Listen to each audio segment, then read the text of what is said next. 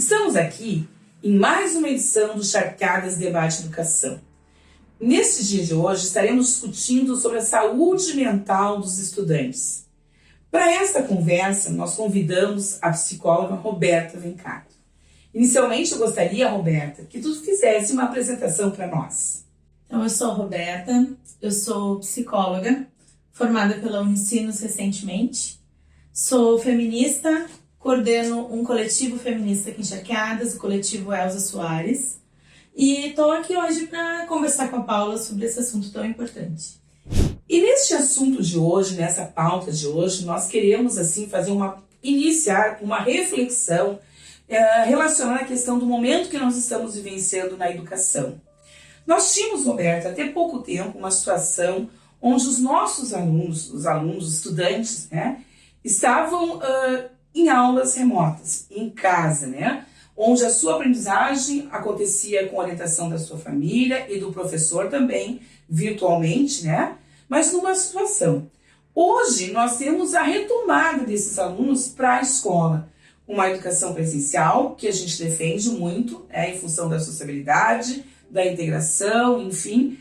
Mas nós sabemos que nós recebemos, assim, nas escolas, estudantes com bastantes dificuldades, com algumas sinalizações em que nós, educadores e a família, tem se demonstrado bastante preocupada.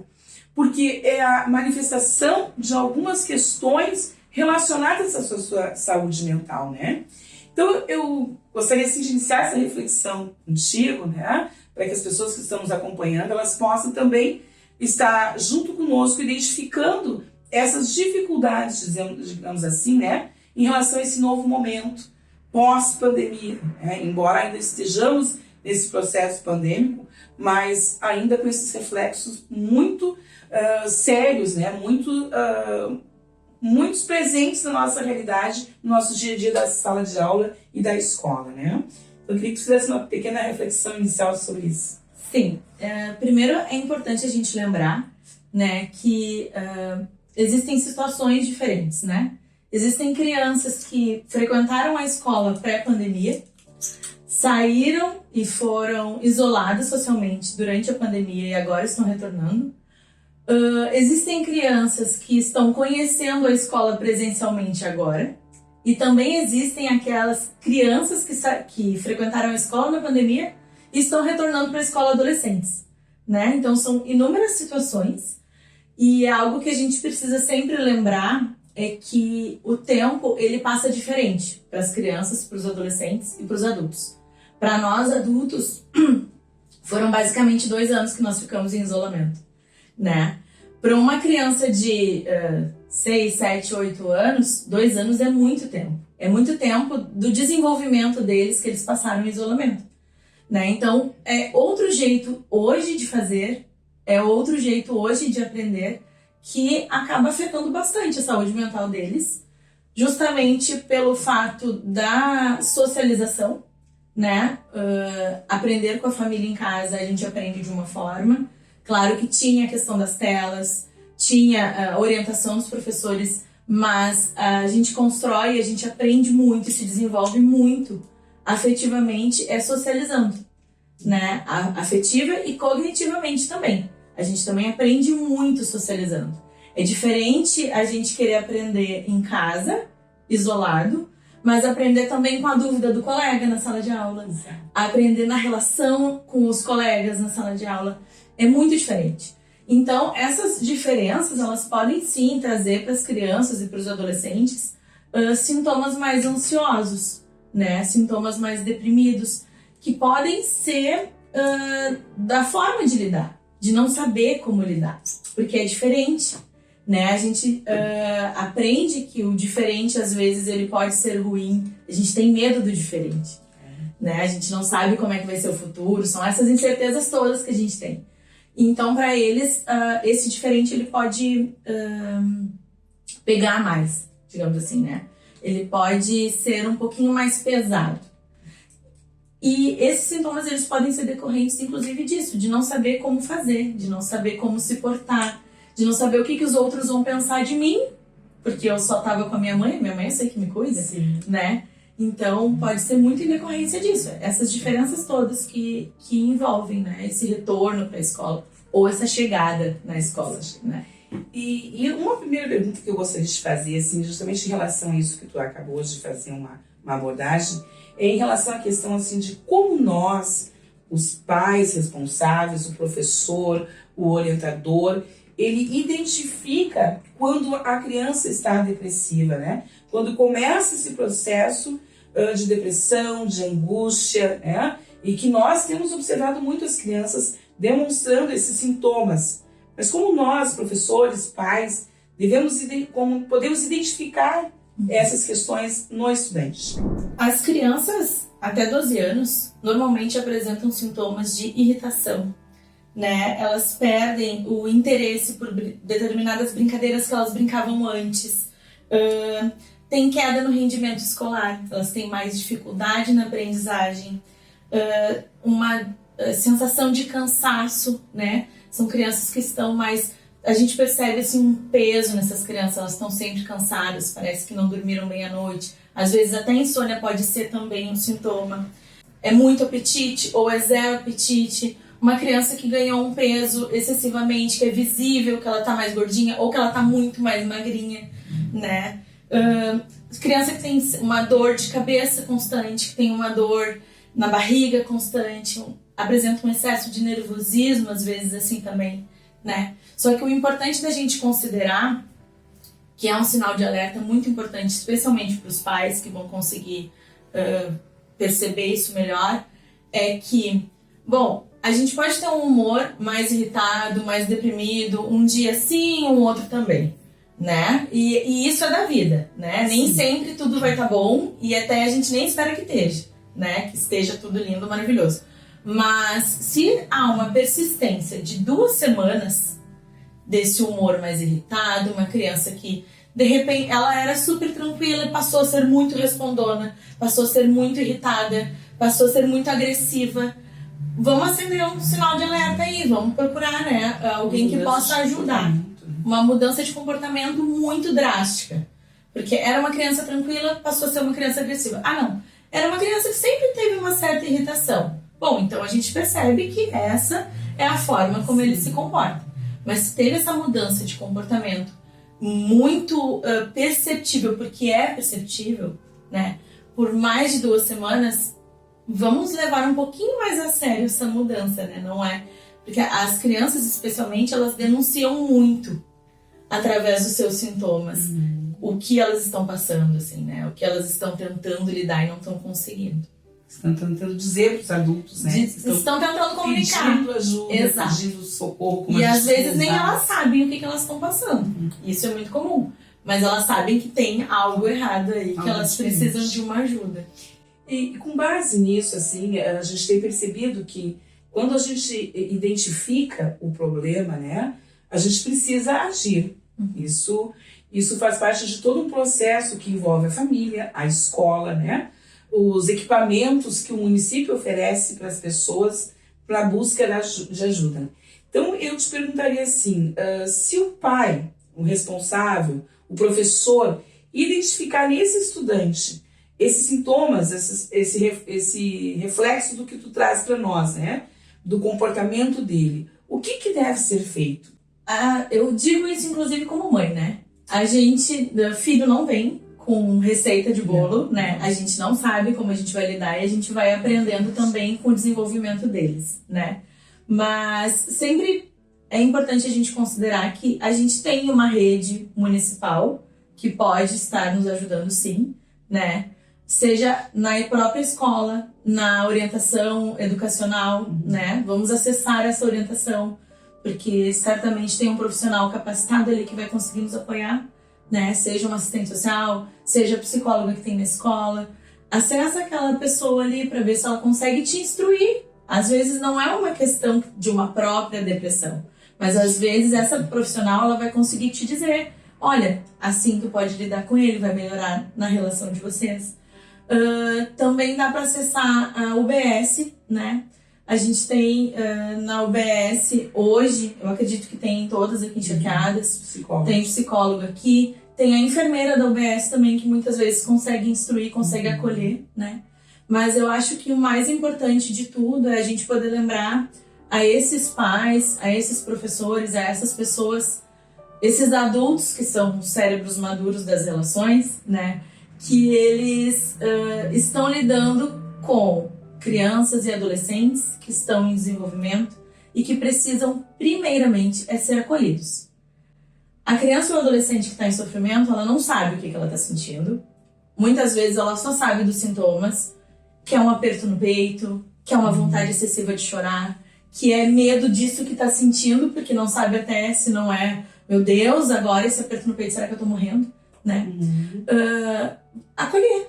Acolher é o primeiro passo, né? Acolher e tentar entender, assim, filho, o que tu tá sentindo? Filho, isso pode ser ansiedade. Filho, isso pode ser depressão. Vamos procurar ajuda. A mãe e o pai, nós estamos aqui para te acolher, nós estamos aqui para te ajudar, né? Porque essa criança e esse adolescente, eles precisam desse acolhimento e eles precisam entender que eles são parte dessa família. Eles precisam entender que a mãe, o pai, o cuidador, a pessoa que está ali do lado dele, muitas vezes ele pode ser criado pela avó, enfim, tá ali para acolher e para ajudar, né? Só assim ele vai conseguir, encontrando apoio, até a se abrir, falar o que está sentindo, o que está acontecendo, há quanto tempo que está acontecendo, né? Então, acho que o primeiro ponto, e que precisa ser bem claro para todo mundo, é vamos acolher os nossos filhos, vamos acolher os nossos alunos, né? Às vezes não é fácil, porque às vezes os próprios pais estão passando por essas mesmas situações. Às vezes os próprios professores estão nessa situação de angústia, também, de muita pressão, porque eles também estão retornando, né? Eles também passaram por uma situação muito diferente ao longo da pandemia, mas da gente poder entender, né? Que o primeiro passo é acolher e aí procurar uma ajuda especializada, de saúde mental. Não precisa especificamente se tratar de um psiquiatra ou de um psicólogo, né? Numa UBS, por exemplo, às vezes a gente consegue muito acolhimento na porta de entrada do UBS, então procurar essas pessoas e procurar uma instrução. Sim. Eu ouvindo tu falar assim, a gente identifica a importância de cada um desses atores nesse processo, né? O professor, que é o primeiro dentro da sala de aula, daquele universo, a identificar mudanças comportamentais, né? O orientador na escola, e diga-se de passagem, os nossos orientadores aqui da cidade atuam de forma bem responsável, com bastante compromisso com essas questões, né?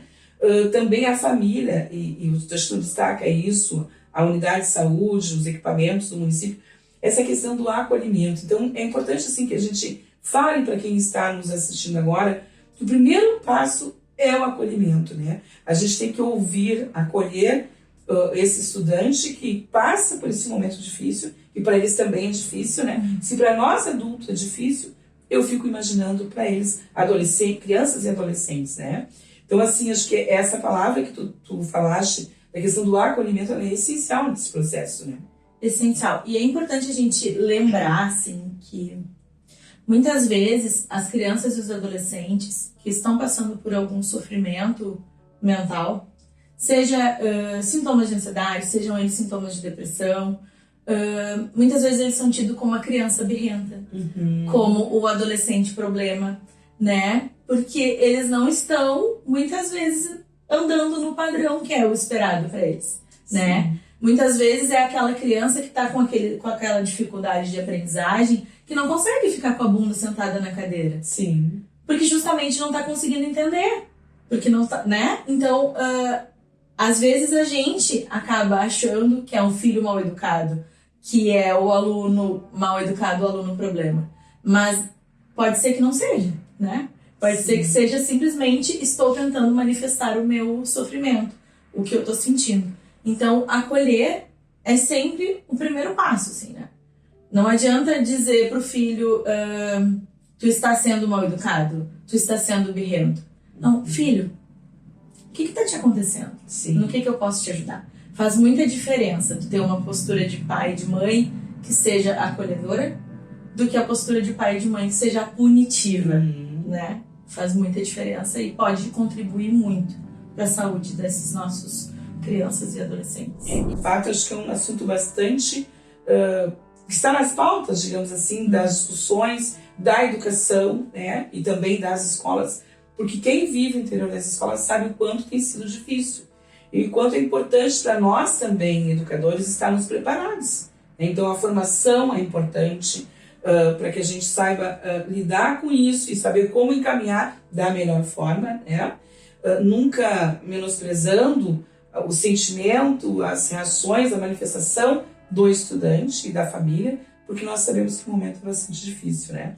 Então, diante desse contexto todo, da nossa discussão sobre o tema saúde mental, eu pediria que tu fizesse algumas considerações finais, abordando algumas dicas para as pessoas, né, que se encontram neste momento, se depararam neste momento com a depressão ou neste processo, né, de sofrimento em relação ao momento que nós estamos passando.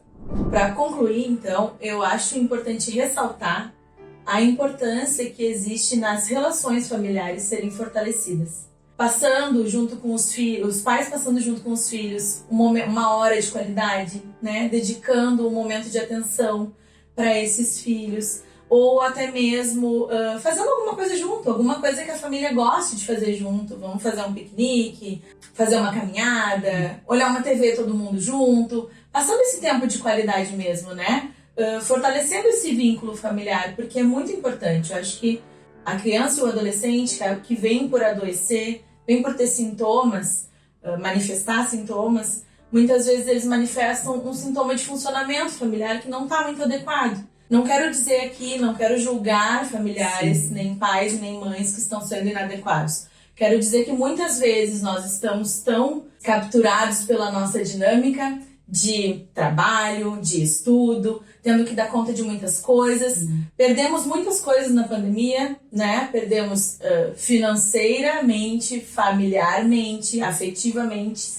E estamos aí tentando nos reconstruir. Acolher essa criança e esse adolescente, além de ser fundamental, também se sentir acolhido por eles, né? E estreitar as relações familiares é isso, é acolher e ser acolhido. Uma dica também que é importante da gente dar para o pessoal é que a atividade física ela ajuda bastante na saúde mental, né? Ela contribui bastante, tanto para essa criança e esse adolescente quanto para os pais, né? Uma atividade física, uma atividade cultural, né? Essa criança e esse adolescente às vezes pode se encontrar, pode ser desejoso por fazer uma aula de dança, por integrar um grupo de teatro, e isso pode contribuir bastante para a saúde mental deles. Além disso, também gostaria de dizer para os pais e para os professores, para os adultos, que também se percebam em sofrimento, que busquem ajuda, né? Sim. Porque para a gente poder cuidar do outro, a gente precisa se cuidar em primeiro lugar. Tem uma metáfora muito boa que eu gosto de usar, principalmente quando a gente está falando de cuidadores, que é a metáfora da máscara de oxigênio do avião, né? Quando a gente entra no avião, que o piloto vai dar as instruções e que ele fala da máscara, ele diz que se passarmos por uma turbulência e caírem as máscaras, a gente coloca primeiro a máscara na gente para depois botar na pessoa do lado. Perfeito. E por quê? Né? Não é porque a gente é egoísta e quer sobreviver e o outro que se rale. Mas porque para cuidar do outro, a gente precisa estar vivo, a gente precisa estar bem, a gente precisa ter saúde. Então, esse alerta para os adultos que cuidam de adolescentes, que cuidam de crianças, eu acho que é importante que a gente dar. Né? Se tem alguém sofrendo na família, vamos olhar para nós também, né? Vamos ver se não é a gente que está precisando de ajuda, se não é a gente que está precisando de cuidado também. Nós encerramos aqui essa edição do Chacais Debate de Educação e eu quero, então, externar todo o nosso agradecimento, a tua participação, dizer que a gente tem feito muitos trabalhos juntas, né? E que, sem dúvida, está dado a nossa abordagem, nosso recado aqui para as famílias, para toda a comunidade escolar, e que não se encerra aqui também, porque isso, sem dúvida, né, tem muitos desdobramentos a fazer. Então, eu convido você a assistir esse vídeo, a comentar, a compartilhar com outras pessoas que, de fato, essa mensagem tem que chegar até elas, né? Vamos cuidar da nossa saúde mental, vamos cuidar uns dos outros, né? E partir do princípio que precisamos sim, e é direito de todos nós ter uma vida, né, mais saudável, e para isso nós precisamos nos unir. Então, muito obrigada mais uma vez, Roberta, pela tua disponibilidade, né? E até o próximo encontro, né? Até a próxima.